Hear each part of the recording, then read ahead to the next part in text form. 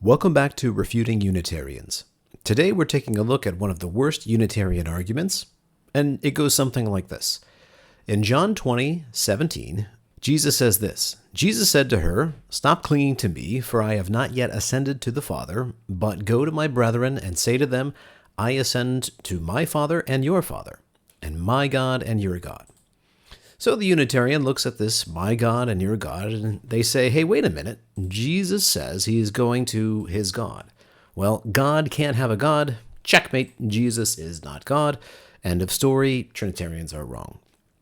Well, like all Unitarian arguments, that is problematic, and in fact, it's entirely unbiblical, and we're going to see why. So John, the Gospel of John, of course, doesn't begin in chapter 20. Instead, it begins all the way back in chapter 1. So we should take a look at what John has to say about God in chapter 1. So if we go down to John 1:1 here, in the beginning was the Word, and the Word was with God, and the Word was God. So we see here, whoever this Word is, right? The Word was God in the beginning. There's basically no way around that. A Unitarian might try and play with the Greek articles. We've done other sessions on that. I'm not going to get into that right now.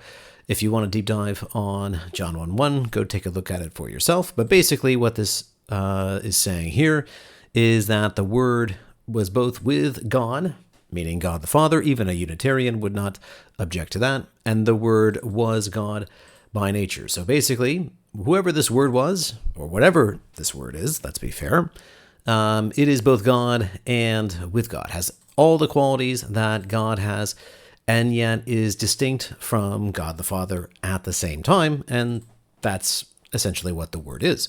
Now, if we look later in chapter 1, we will see here John saying, "And the Word became flesh and dwelt among us, and we saw his glory, glory as of the only begotten from the Father, full of grace and truth." So we see here that Word, which was God, became flesh.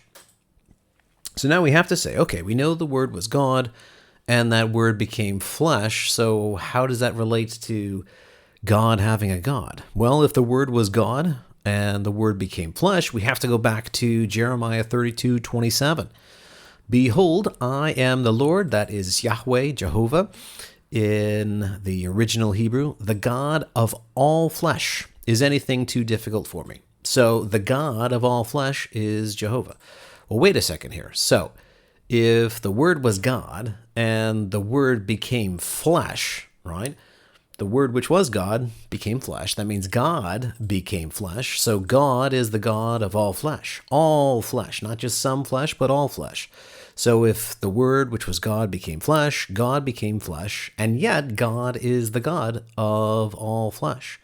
So right there, we see that God has a God from a biblical perspective. We're not using any sort of fancy philosophy. We're not saying, well, it's this or that. We're not trying to chop up the Greek and the Hebrew. We're just simply saying what it says.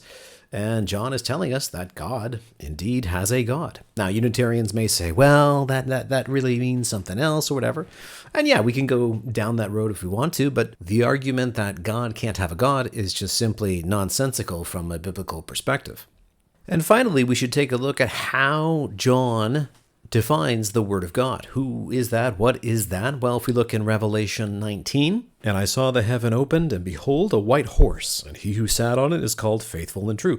And in righteousness he judges and wages war." Now we know from John's Gospel that it is Jesus, the one who is doing the judging. God the Father has given all judgment to the Son. His eyes are a flame of fire, and on his head are many diadems. This is echoing what we see in Revelation 1.